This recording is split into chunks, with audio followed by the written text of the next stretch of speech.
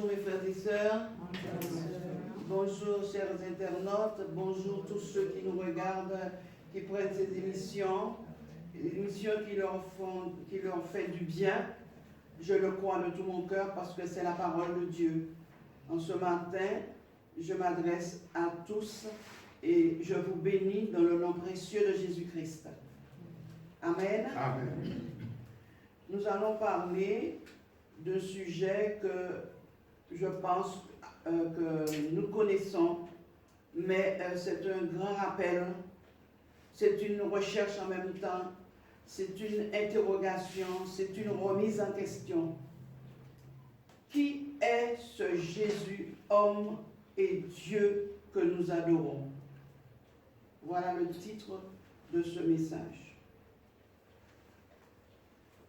Qui est ce Jésus, homme et Dieu que nous adorons? Dans la Genèse 1, nous avons le Dieu de la création de toutes choses. Un Dieu esprit qui parle avec puissance et les choses apparaissent selon ses désirs. Mais ce Dieu créa un homme à sa ressemblance, ainsi que son vis-à-vis Ève, et il pouvait dialoguer avec eux. Il les a placés dans un magnifique jardin, en toute liberté, avec un seul ordre, de ne pas manger le fruit de l'arbre de la connaissance du bien et du mal. Malheureusement, séduits par Satan, ils désobéirent et furent chassés de la présence de Dieu. Ce Dieu qui connaissait déjà ce qui se passerait avait déjà pourvu pour sauver sa créature. Dans Genèse 3, 15. Amen. L'Éternel n'a jamais abandonné sa créature malgré le péché. Il s'est révélé à Moïse sous le nom de « Je suis ». Exode 3, 14, 15. Exode 3, versets 14 à 15. Dieu dit à Moïse, « Je suis celui qui est. » Et il ajouta, « C'est ainsi que tu répondras aux enfants d'Israël. Celui qui est m'envoie vers vous. » Dieu dit encore à Moïse, « Tu parleras ainsi aux enfants d'Israël. L'Éternel, le Dieu de vos pères, le Dieu d'Abraham, le Dieu d'Isaac et le Dieu de Jacob m'envoie vers vous. Voilà mon nom pour l'éternité.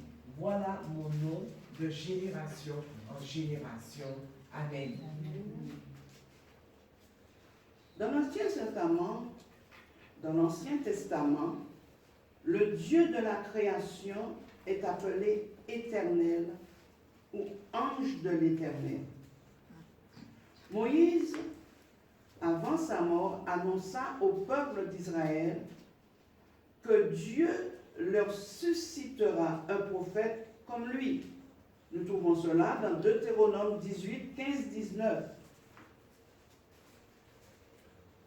Deutéronome 18, versets 15 à 19. L'Éternel, ton Dieu, te suscitera du milieu de toi, d'entre tes frères, un prophète comme moi. Vous l'écouterez. Il répondra ainsi à la demande que tu fis à l'Éternel, ton Dieu, à Horeb, le jour de l'assemblée, quand tu disais que je n'entende plus la voix de l'Éternel, mon Dieu, et que je ne vois plus ce grand feu afin de ne pas mourir. L'Éternel me dit, ce qu'ils ont dit est bien. Je leur susciterai du milieu de leurs frères un prophète comme toi, et je mettrai mes paroles dans sa bouche, et il leur dira tout ce que je lui commanderai. Dans la suite des temps, un des prophètes révéla des choses surprenantes. Il parle du germe de l'Éternel. Ésaïe 4, 2.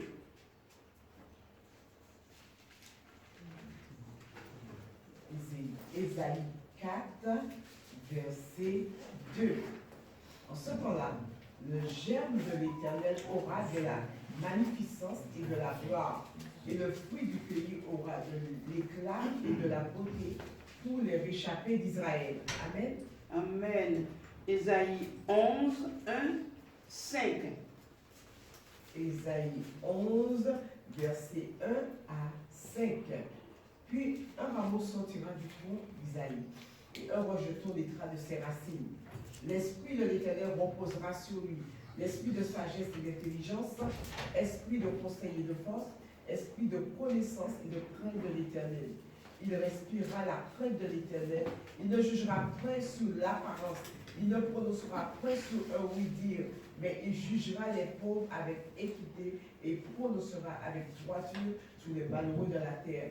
Il frappera la terre de sa parole comme d'une verge, et du souffle de ses lèvres, il fera mourir le méchant. La justice sera la ceinture de ses flancs, et la fidélité la ceinture de ses rênes. Amen. Il annonce aussi la venue d'un enfant très spécial. Ésaïe 9, 5. Ésaïe 9, verset 5. Car un enfant nous est né, un fils nous est donné, et la domination reposera sur son épaule. On l'appellera admirable, conseiller, Dieu puissant, Père éternel, prince de la paix. Amen. Amen. Le prophète Jérémie nous parle aussi du germe que Dieu suscitera au roi David. Nous n'allons pas lire tous les versets. Jérémie 29, 5, 6. Jérémie 29, 5, 6. Et 33, 15. Zacharie nous en parle aussi. Zacharie 3, 8.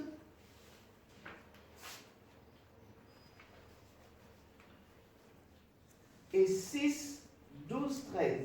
Et Zacharie 6, 12, 13. Ceci concerne le terme, le germe. L'homme pécheur avait reçu de l'Éternel son Dieu des lois, des commandements auxquels il devait se soumettre pour obtenir les faveurs divines durant son pèlerinage sur la terre. Ce n'était pas facile, car à cause du péché, l'homme a une nature rebelle, il est désobéissant, son cœur est mauvais. Qui est Jésus? Le connaissez-vous? Amen. Nous voici dans une nouvelle dispensation. Amen. La prophétie annoncée par le prophète Ésaïe s'est accomplie dans Matthieu 1, 18, 23.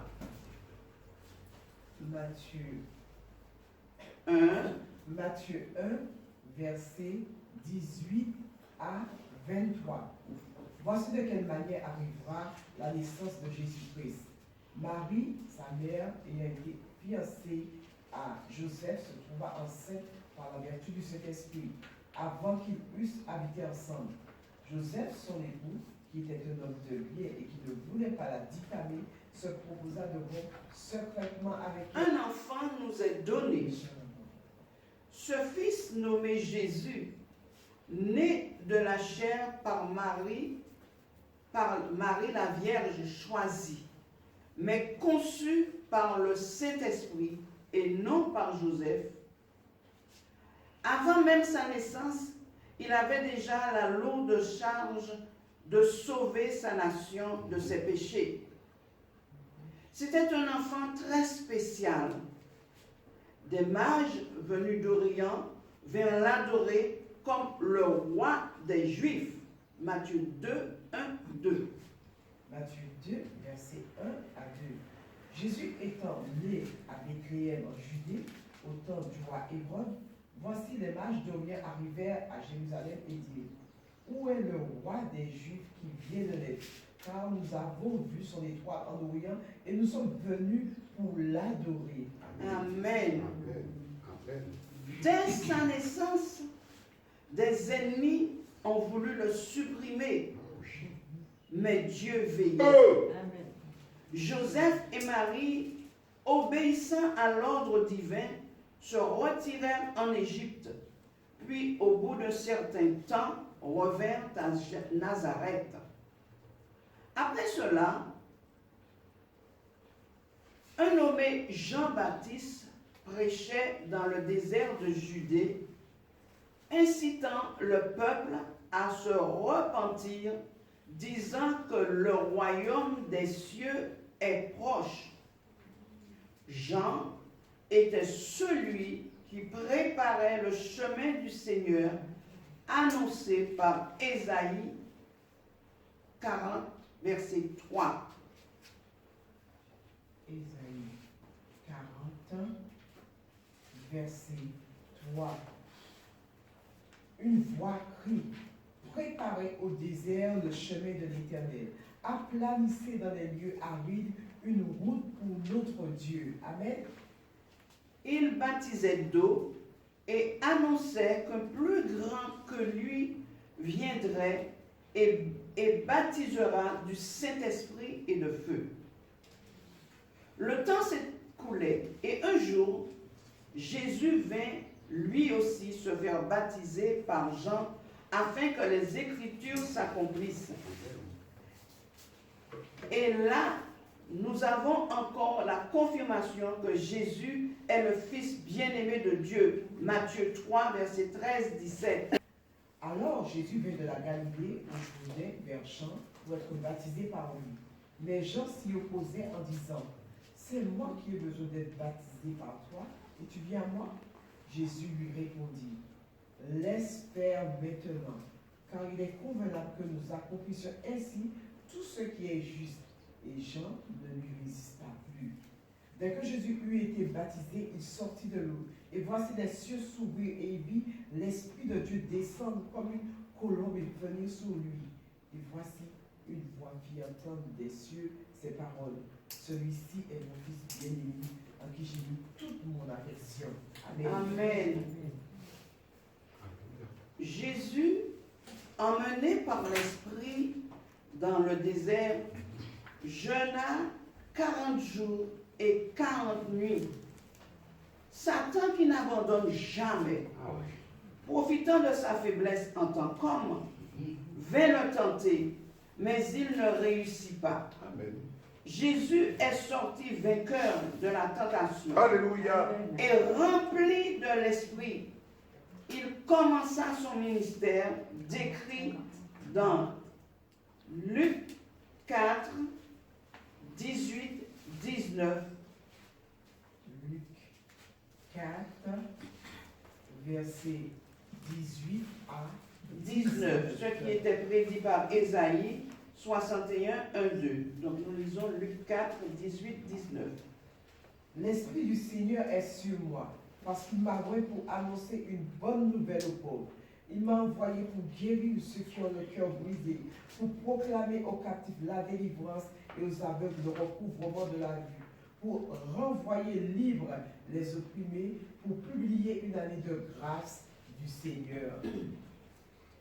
Mais qui est cet homme qui a réussi là où Adam a échoué? Cet homme est Jésus, celui qui fait toute la volonté du Père. Amen.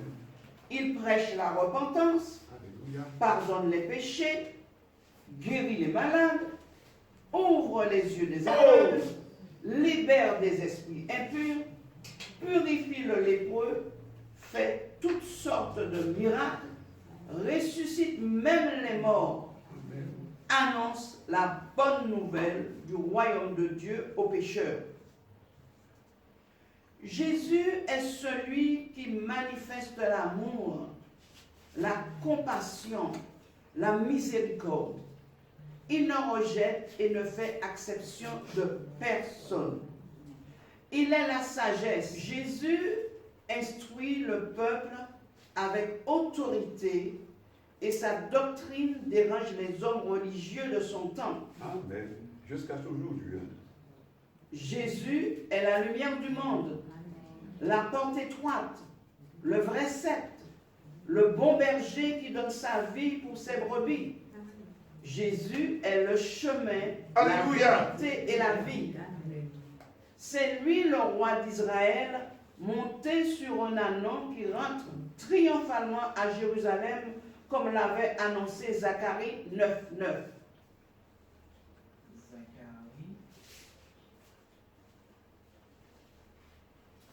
Zacharie 9, verset 9.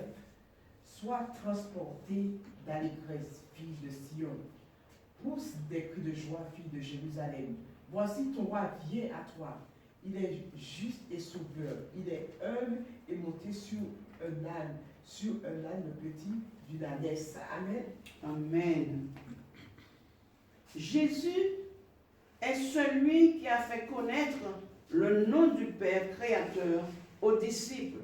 Jean 17, verset 6. Jean 17, verset 6.